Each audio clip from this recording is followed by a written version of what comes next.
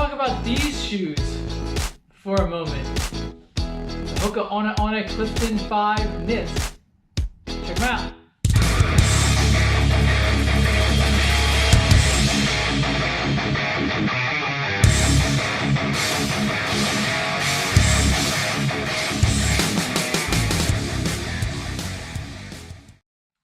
Okay, welcome back to the channel, welcome back to the vlog. Just finished a nice easy run in my Hoka One One Clifton 5 knits. Just got them the other day. I did a 15-mile run in them on my long run, and I just finished a 5-mile easy run.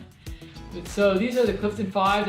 I've worn the Clifton 4s, the 3s, the 1s. I've pretty much worn all the Hoka Cliftons over the years, and decided to change things up and go with the Hoka Clifton 5 knit. They have also a Hoka Clifton 5 that's not knit. So anyway, before we get into how the shoe feels and rides and that kind of thing, some specifics about this. This is the typical Hoka Clifton 5 kind of structure. Has a rocker heel design. It's got a beveled heel for heel toe transition, if that's kind of your jam right there. It's 9.4 ounces and men's size 9. If you're a woman, it's about 7.6 ounces in the same size, women's 9. It has pretty much the same pattern of outsole as before, same kind of material, meta rocker. It's got the nice foam. It's light, it's responsive. It has like a neutral stance to it, so it's not highly supportive. So it's more neutral, meant for more efficient runners. It's got a big waist to it. It has a heel to toe drop of 5 millimeters. So the same as all the other Cliftons. So pretty much the same stuff as before. Feels very good. I don't seem to notice so much of an issue with the tightness, with snugness in the toe box area, at least for me.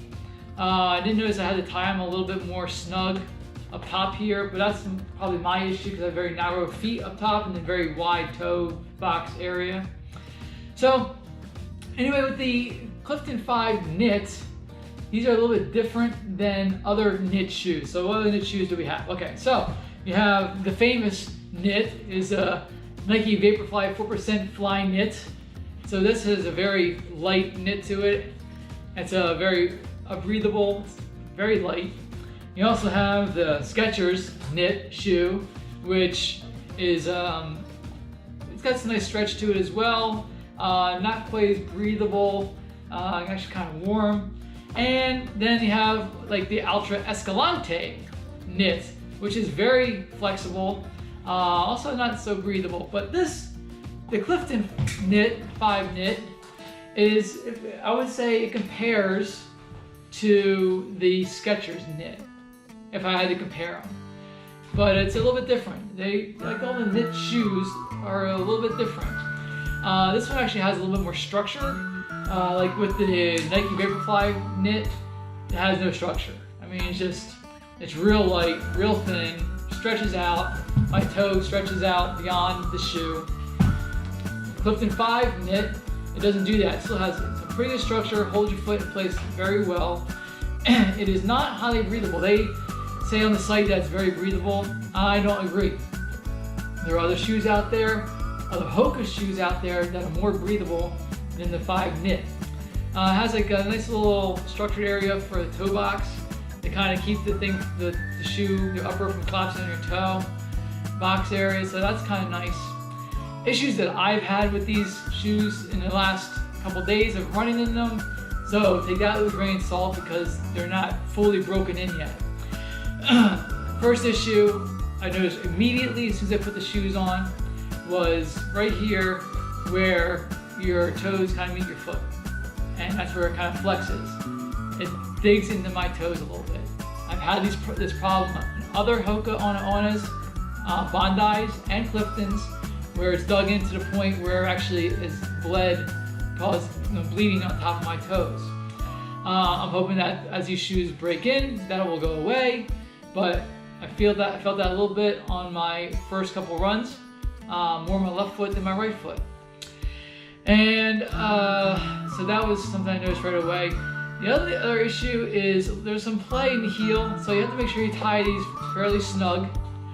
You may want to even consider doing the runner's knot, where you use the last two eyelets and make it real snug. That will help make it snugger around the heel. If you're not sure what I'm talking about, leave a comment down below. I'll do a video of how to do the runner's knot for tying your shoes to get your heel nice and snug.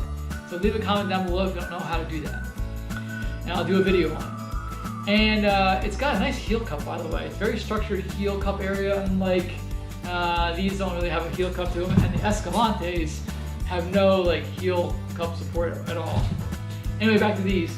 The only other problem I had with these shoes is right here where the heel comes up. It's a little high, and yesterday on my run I had a little bit of an abrasion on my Achilles from play in the heel, and this top part of the heel comes up a little bit high. You notice on some of the other shoes it's not quite as bad. Actually, this is nicely padded. Skechers are not so bad, see how it's kind of even. That's kind of low, and even on the, that's different. But on here, it comes up high. It's just by a couple of millimeters, and that caused some abrasion in my Achilles. Everything else, same as the other Cliftons. Very soft and responsive. So they felt nice and soft when I ran slow. Like yesterday, I started out with a group and we were running around 8-minute mile pace, and they felt nice and soft even though my back was broken.